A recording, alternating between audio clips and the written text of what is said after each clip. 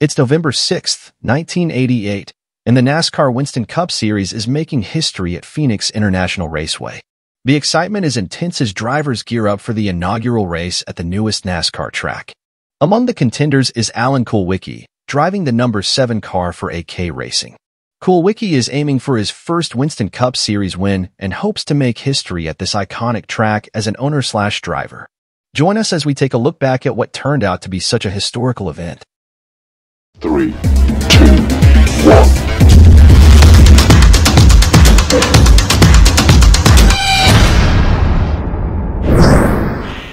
After months of anticipation, drivers from across the country converged on the 1-mile oval track for the inaugural running of the Checkers 500. Among the contenders were Alan Kulwicki, a rising star in the sport, determined to make his mark on this historic day.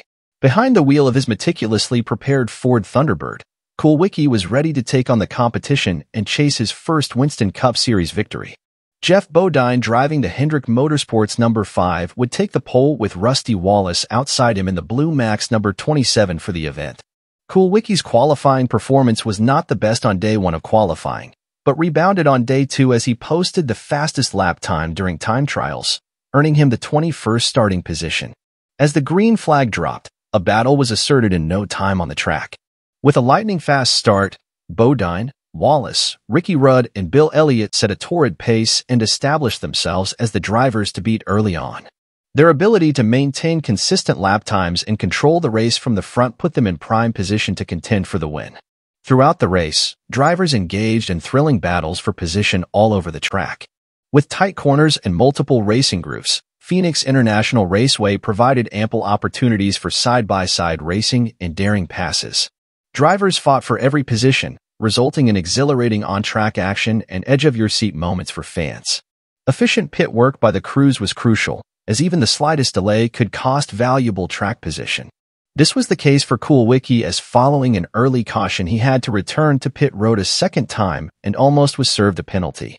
Despite Kulwicki's early issues, he was able to return to fierce competition with seasoned NASCAR veterans like Bill Elliott, Rusty Wallace, and Dale Earnhardt. Each of these drivers mounted challenges for the lead at various points in the race, showcasing their skill and determination to take the top spot. The battles between Kulwicki and his competitors added an extra layer of excitement and intensity to the race, keeping fans on the edge of their seats until the very end. As the laps dwindled down, the intensity of the race reached a fever pitch. With victory on the line, Kulwicki and his competitors pushed their cars to the limit, trading paint and trading positions in a high-stakes battle for the lead. Every move on the track carried championship implications, making each lap a nail-biting experience for drivers, teams, and fans alike. The closing laps of the race, owner-driver Alan Kulwicki took advantage of a misfortunate Ricky Rudd, who suffered an engine failure after being the dominant driver of the race. Kulwicki passed Rudd for the lead with 16 laps left in the race. Ricky Rudd at that point had led a race-high 183 laps until handing the lead over. In the end, it was Alan Kulwicki who emerged victorious, crossing the finish line first to claim his maiden Winston Cup Series win in a car he owned. His triumph was a testament to his skill and determination behind the wheel. As Kulwicki celebrated in victory lane, surrounded by his jubilant team, he etched his name into racing history as the winner of the inaugural Checkers 500 at Phoenix International Raceway. But even more than the win, something from that day lived on to be remembered by fans and other competitors forever. Following his victory, Kulwicki drove his number 7 Ford Thunderbird in the opposite direction that the cars raced, so he could look into the stands and see the cheering fans in Phoenix. Kulwicki's move became known as the Polish victory lap, and it instantly made him a legend with race fans.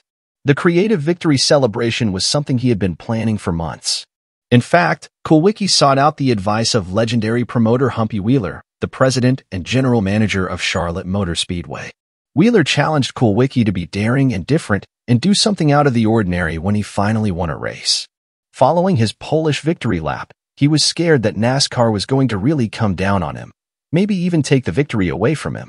In reality, NASCAR loved it. Kulwicki's bold move drew national headlines and helped focus attention on the sport. Following the season-closing race at Atlanta the following week, Kulwicki ended the season 14th in points with the one victory.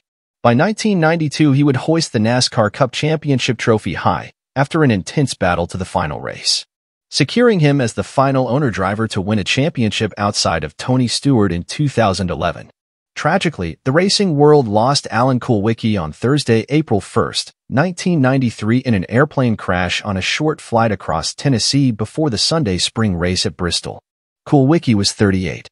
At the end of the 1993 season, race winner Rusty Wallace and season champion Dale Earnhardt paid tribute to Alan Kulwicki and fellow driver Davey Allison, who also lost his life in an aviation accident that year, with a special Polish victory lap tribute, something many drivers still do to this day.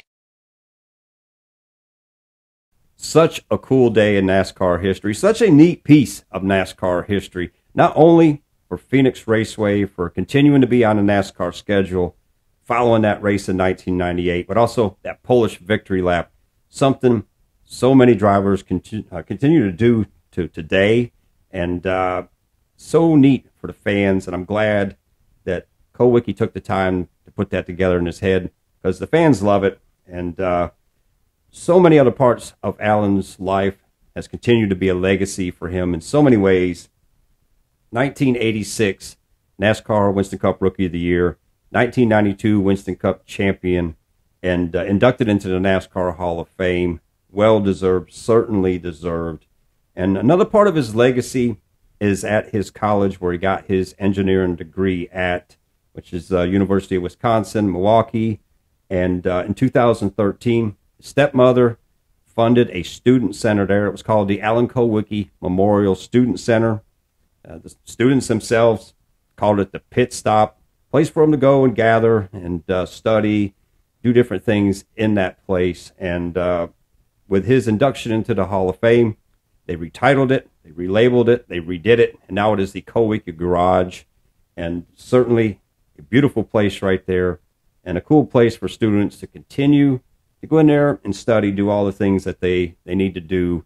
And this is a cool thing about this is, who knows, maybe one day another NASCAR driver will come out of that place just with the inspiration of Alan Kulwicki around them. So really love that story. And I got to say this much. This is one of the things I love about YouTube. While I was putting this together last night, I took a break, and on my page pops up the story with Stapleton going to the shops of Alan Kulwicki. Something I had not seen myself, but so neat to see this. I love that guy's work. Mitchell does a great job with his channel, and it brings back so many memories seeing things like that and educates so many people. So I love to see this. But one of the things about it that I quickly realized is there was a shop that was excluded from that. And it's a shop probably many people really don't remember or didn't know about. But this is when he was driving the 35 car for Quincy's. I'm not sure if they were still there when it changed over to 7. I really don't think so. But this was off of International Drive on Republic Court in Concord. And I had the privilege of going in there myself when I was about 13. My dad took me over there, and I walked in to talk to Alan and ask him if there was anything I could do around there, something I could help out with. And rightfully so, Alan said, you know, I can't give you a job or anything like that, but you're more than welcome to come by anytime that you want. And it's something that I certainly did. And luckily for me, I lived right on the other side of the trees from there, so I could walk there.